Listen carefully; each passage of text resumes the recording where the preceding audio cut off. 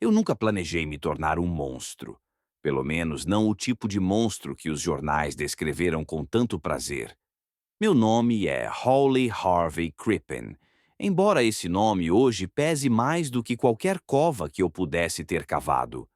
Me chamaram de assassino, mentiroso, covarde. Um homem que esquartejou a própria esposa e tentou fugir com a amante disfarçada de menino. Mas ninguém, absolutamente ninguém, parou para me perguntar a minha versão. A verdade, como eu a vivi, era o ano de 1910, em Londres. A cidade era cinza, sufocante, impregnada de fumaça e desconfiança. E a minha vida era ainda mais apertada do que as ruas molhadas de Hilldrop Crescent, onde eu morava com minha esposa, Cora. Ela já foi encantadora. Tinha uma presença vibrante vinda dos Estados Unidos, cheia de sonhos de ser cantora, atriz, uma estrela. Mas com o tempo, aquele brilho virou amargura. Ela me desprezava. Ria da minha profissão, da minha voz, até do modo como eu andava. Para ela, eu era apenas um degrau para alguma respeitabilidade que nunca chegou. Minha clínica cambaleava.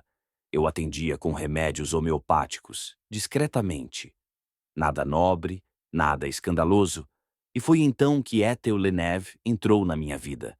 Minha secretária, jovem, quieta, atenciosa, diferente. Ela me olhava como um homem. Ela me escutava. Ela me fazia lembrar que eu era mais do que um médico fracassado com um casamento podre. Nosso caso era um segredo mal guardado. Os vizinhos cochichavam. Cora sabia. E quanto mais ela percebia que estava perdendo o controle sobre mim, mais cruel ela se tornava. Sumia por dias, voltava bêbada, cheirando a perfume barato e cigarros. Me humilhava, me empurrava para o limite, dia após dia. Foi nesse ponto que um pensamento começou a se formar. Primeiro como um sussurro, depois como uma ideia que crescia silenciosamente dentro de mim. E se ela simplesmente desaparecesse? Eu não me lembro do momento exato em que essa ideia virou uma possibilidade real. Só sei que, depois que essa porta se abriu na minha mente, ela nunca mais se fechou. As coisas começaram a mudar dentro daquela casa. E não falo apenas das brigas, dos silêncios pesados ou dos olhares cortantes que Cora lançava toda vez que eu chegava tarde. Falo de algo mais profundo, algo invisível. A casa em Hilldrop Crescent começou a ficar gelada demais, mesmo nos dias mais quentes de primavera. Às vezes, eu acordava no meio da noite com a sensação de que havia alguém no quarto. E não era Cora. Ela dormia pesada, como se o álcool fosse uma âncora. Eu olhava ao redor e não via nada, mas sentia. Sempre sentia. Ethel começou a passar mais tempo comigo no consultório. Nós já não fingíamos tanto. Ela sabia o que eu sentia. E, mesmo sem dizer, sabia o que eu pensava. Você não merece viver assim, doutor, ela disse uma vez, sem me encarar. Não respondi. Só olhei para a porta fechada, ouvindo os passos pesados de Cora no andar de cima, como se ela esmagasse tudo que ainda havia de humano em mim. Então veio o dia em que Cora desapareceu. Foi mais simples do que qualquer um poderia imaginar. Ela foi vista pela última vez num sábado à noite. Tivemos uma discussão, mais uma entre tantas, e ela subiu as escadas gritando. Depois disso, silêncio. Eu disse a todos que ela havia decidido voltar para os Estados Unidos. Inventei uma carta. Disse que ela estava doente depois que havia morrido. Era fácil mentir quando ninguém realmente gostava dela. Até os vizinhos pareciam aliviados com o sumiço. O problema é que o silêncio não durou. Um cheiro estranho começou a subir do porão. Primeiro fraco, depois impossível de ignorar.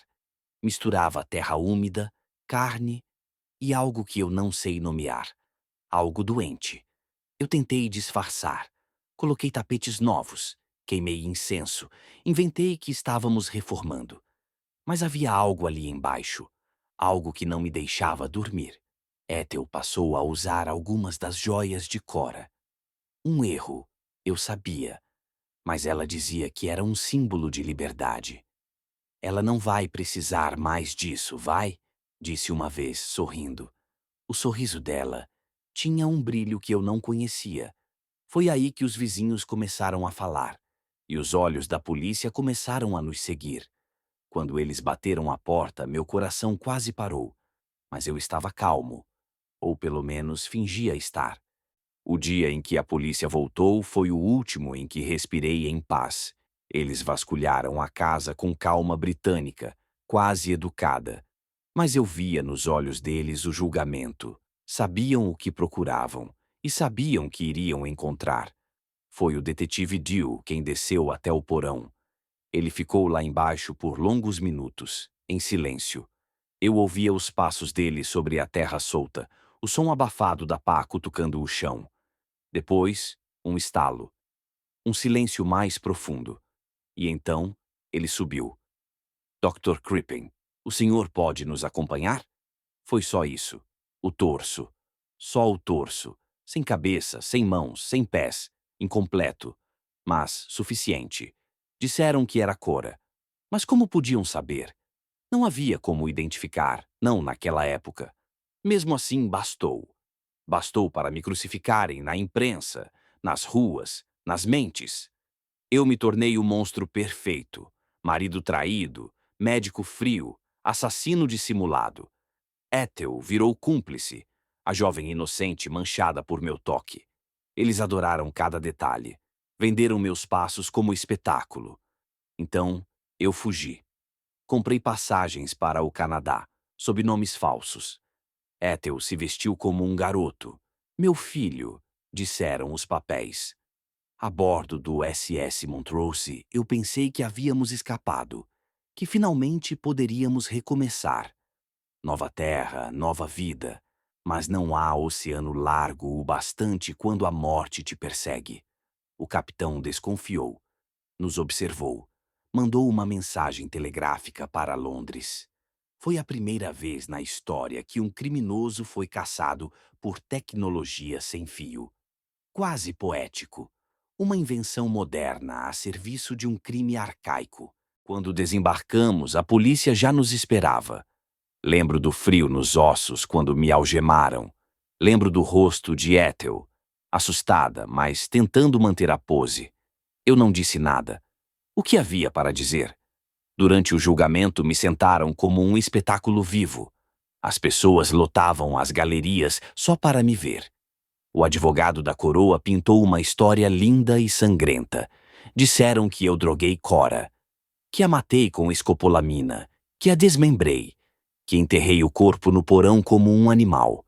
Mas o que ninguém nunca provou foi que aquele corpo era mesmo dela, e talvez seja esse o meu maior tormento.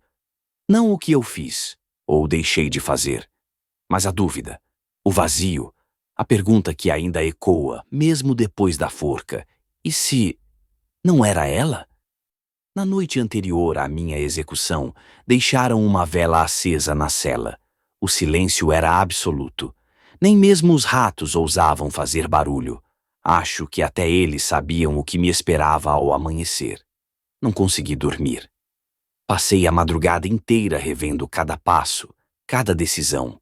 Os olhos de Cora me perseguiam, mesmo que eu não soubesse se era ela naquele porão. Às vezes penso que ela nunca me deixou, que aquele lugar, nossa casa, nossa prisão, ficou impregnado com a raiva dela, ou com a minha. Ethel me escreveu cartas da prisão. Me chamava de meu querido Harry. Dizia que acreditava em mim, que um dia tudo isso seria esquecido. Mas até as palavras dela começaram a soar distantes, como se tivessem sido escritas para outra pessoa. Um homem melhor. Um homem que talvez nunca existiu. Durante o julgamento, permaneci calado. Não chorei, não implorei. Alguns disseram que era frieza, mas na verdade era exaustão. Eu estava cansado de lutar contra uma história que já havia sido escrita antes mesmo que encontrassem aquele pedaço de carne enterrado no chão. A forca me esperava com uma pontualidade britânica. Não doeu, ou pelo menos não como imaginei. O verdadeiro sofrimento veio antes, o peso do que nunca será esclarecido. O mundo me lembrou como um monstro. Talvez eu tenha sido, talvez não, mas a dúvida, essa nunca desapareceu. E é essa dúvida que eu deixo com você. Dizem que o tempo apaga tudo, que a história se encarrega de limpar os rastros, deixar só o que interessa. Mas, mesmo morto, eu continuo ouvindo meu nome. Crippen. Assassino. Mentiroso. Monstro. Mas quem era Cora, de verdade? Quem era Ethel? Quem era eu quando ninguém estava olhando? Hoje, mais de um século depois, há quem diga que os restos encontrados no porão não eram humanos, que eram masculinos, segundo exames modernos. Que talvez, só talvez, eu tenha sido condenado por um crime que nunca aconteceu. Engraçado, não é? Como a ciência, que um dia me acusou, agora sussurra ao meu favor. Tarde demais. Mas e se for verdade? E se eu subir aqueles degraus para a forca sem nunca ter matado ninguém? Ou pior, e se eu matei, mas não da forma como imaginaram? Você nunca vai saber com certeza. Porque essa história, a minha história, sempre foi contada por outros. Até agora. Agora você ouviu da única pessoa que realmente sabe o que aconteceu naquela casa, naquela noite. E talvez nem eu saiba mais. Cuidado com as verdades que parecem fáceis demais. Às vezes elas enterram o que deveria permanecer à tona.